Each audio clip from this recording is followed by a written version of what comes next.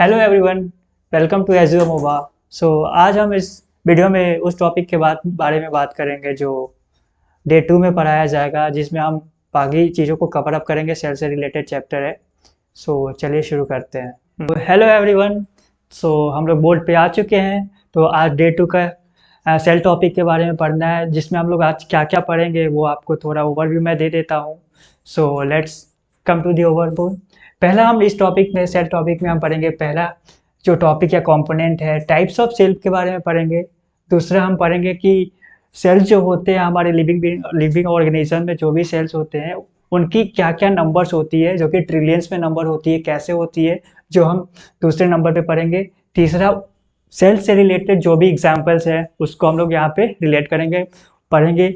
और सेल में एक आरबीसी सेल होता है, मसल सेल होता है, नर्व सेल होता है। इन तीनों के बारे में पूरे डिटेल्स में हम लोग डिस्कशन करेंगे। और सेल से रिलेटेड जो भी एग्जांपल्स होते हैं, जो कि बहुत अच्छे एग्जांपल्स है, उसको हम रिलेट करते हैं और फ्यूचर में रिलेट करेंगे इस टॉपिक में। ओके, सबसे पहले पिछले हम लोग चैप्टर में, पिछले टॉपिक्स में हम लोग ये पढ़ा था कि सेल होता क्या है, सेल को किसने डिस्कवर करा था। लेकिन आज हम ये पढ़ेंगे कि सेल कितने प्रकार के होते हैं। तो सेल एक्चुअली में सेल जो होते हैं वो 2 टाइप्स के होते हैं। कितने प्रकार के होते हैं? 2 टाइप्स के होते हैं। एक पहला जो टाइप होता है जिसको हम बोलते हैं यूनिसेलुलर। क्या बोलते हैं? पहला टाइप होता है यूनिसेलुलर होता है, और दूसरा क्या होता है? मल्टी सेलुलर होता है। ठीक है ना? तो यूनिट सेलुलर को पढ़ने से पहले और मल्टी सेलुलर को पढ़ने से पहले कुछ हम लोग एग्जाम्पल लेते हैं। जैसा कि देख सकते हैं, आप एक बात बताइए, हम लोग पिछले टॉपिक में पिछले क्लास में डे 1 में हम लोगों ने क्या पढ़ा था? हम लोगों ने डे 1 में ये पढ़ा था कि सेल जो होते हैं वो सिंगल होता है। एक सिंगल सेल से क्या होता है? पूरे बॉडी का क्रिएशन होता है, निर्माण होता है, पूरे बॉडी स्ट्रक्चर बनता है और ऑर्गन कैसे बनता है। तो सिमिलरली, क्या एक ह्यूमन बीइंग क्या एक सिंगल सेल से बन पाता है? बन पाएगा? बिल्कुल नहीं बन पाएगा, एब्सोल्युटली नहीं बन पाएगा। क्यों नहीं बन पाएगा? क्योंकि एक ह्यूमन बीइंग जो होता है सेल के कॉम्बिनेशन से बनता है। ठीक है? तो आइए हम लोग पढ़ते हैं सेल्स। जैसे कि देखिए, एक होता है यूनिसेलुलर। यूनि का मतलब होता है सिंगल। सिंगल का मतलब होता है कि सिंगल का मतलब ये होता है कि वैसे ऑर्गेनिज्म जो केवल एक ही सेल से मिलकर बना होता है, उसको हम लोग बोलते हैं सिंगल सेल। तो आप लोगों के दिमाग में क्वेश्चन आएगा कि अच्छा, कौन से ऐसा ऑर्गेनिज्म है जो सिंगल सेल से बनता है? ठीक है, एग्जांपल से समझते हैं। एक ऑर्गेनिज्म होता है जिसको बोलते हैं अमीबा। अमीबा का स्ट्रक्चर भी आपको दिखा देते हैं। अमीबा का स्ट्रक्चर शायद इस प्रकार होता है। ठीक है ना? इसके अंदर बहुत ऐसे चीज होती है। ये जो होता है अमीबा जो होता है वो पूरी तरीके से सिंगल सेल्ड होता है, जिसको हम लोग बोलते हैं यूनिसेलुलर। मतलब क्या? मतलब ये कि ये जो अमीबा होता है केवल एक ही सेल से मिलकर बना होता है। तो इस अमीबा, इस ऑर्गेनिज्म को हम लोग क्या बोलेंगे? Unicellular organism. मतलब ये एक ही एक सेल होता है जो, जैसे कि एक नॉर्मल ह्यूमन बीइंग क्या करता है, बहुत ऐसी एक्टिविटीज करते हैं। जैसे एक्सक्रीशन का प्रोसेस होता है, रेस्पिरेटरी सिस्टम होता है ऑर्गेनिज्म में। लेकिन एक सिंगल सेल का निर्माण क्या होता है? एक अमीबा जो होता है बिल्कुल एक सिंगल सेल होता है। इसके अंदर ही पूरे जो भी फंक्शंस होते हैं ना, वो अपने आप क्या करता है? इम्प्लीमेंट करता है। मतलब ये कि ये रेस्पिरेशन भी कर सकता है, एक्सक्रीशन भी कर सकता है। जो भी फंक्शनैलिटीज होती है वो सिंगल सेल में ही होता है। उसको हम लोग बोलते हैं अमीबा। दूसरा क्या होता है? Multi cellular. लेकिन फिर मल्टी सेलुलर में आने से पहले एक और एग्जाम्पल देखते हैं यूनिसेलुलर का। जैसे कि आप लोगों ने हैंड का जो एग देखा ही होगा।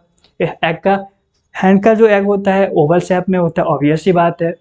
वो जो वो हैंड का जो एग होता है ना, वो कंप्लीटली सिंगल सेल होता है। उसमें कुछ भी नहीं होता है, एक सेल से ज़्यादा कुछ हो ही नहीं सकता है। उसको हम लोग बोलते हैं सिंगल सेलुलर। मतलब क्या? हैंड का जो एग होता है कंप्लीटली एक ही सेल का बना होता है। ठीक है ना? जैसे कि आप लोगों ने देखा होगा, उस हैंड का एग का जो शेप होता है ये होता है, इस प्रकार होता है। उस वक्त ये क्या होता है? ये लिक्विड फॉर्म में होता है। कौन से फॉर्म में होता है? ये लिक्विड फॉर्म में होता है, राइट? तो ये पूरी तरीके से ये सिंगल सेल्ड होता है। मतलब हम बोल सकते हैं दूसरा एग्जांपल क्या होता है सिंगल सेल का, यूनिसेलुलर का, कि यूनिसेलुलर का दूसरा एग्जांपल एक तो अमीबा हो गया, और दूसरा क्या होता है? हैंड का एग हो गया। ठीक है ना? उसके बाद भी एक और एग्जांपल देख लेते हैं यूनिसेलुलर का, जिसको हम लोग, आपने ऑस्ट्रिच का तो नाम सुना ही होगा। उसका जो अंडा अंडा होता है, एग होता है, वो बहुत ही लार्जेस्ट एग होता है। मतलब दुनिया का लार्जेस्ट एग हम बोल सकते हैं, ठीक है ना। तो वो भी जो ऑस्ट्रिच का जो एग होता है ना, वो भी सिंगल सेल्ड होता है। आप लोगों के दिमाग में ये बातें होती होगी कि ये एग जो है इतना बड़ा है, इतने बड़े बड़े एग्स होते हैं, लेकिन वो सिंगल सेल से कैसे बनते हैं। तो उसका नेचुरल फेनोमेना नहीं होता है जो कि वो सिंगल सेल से मिलकर बना होता है। उसके अंदर आप उसके अंदर जैसे कि इस अब ये हैग जो हैन का जो एग है, आप इसको जैसे बॉयल करते हो तो काहे में कन्वर्ट हो जाता है, वो लिक्विड से सॉलिड में कन्वर्ट हो जाता है। उसको हम लोग बोलते हैं सॉलिडिफाई। क्या बोलते हैं? सॉलिडिफाई।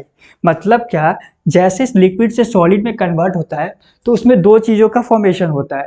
एक जो वाइट पार्ट होता है और दूसरा क्या होता है, उसके अंदर ब्लैक पार्ट होता है। तो उस वाइट पार्ट को हम लोग क्या बोलते हैं और उस ब्लैक पार्ट को क्या बोलते हैं, हम लोग फ्यूचर में देखेंगे, लेकिन अभी थोड़ा बहुत उसके लिए हम समझ सकते हैं।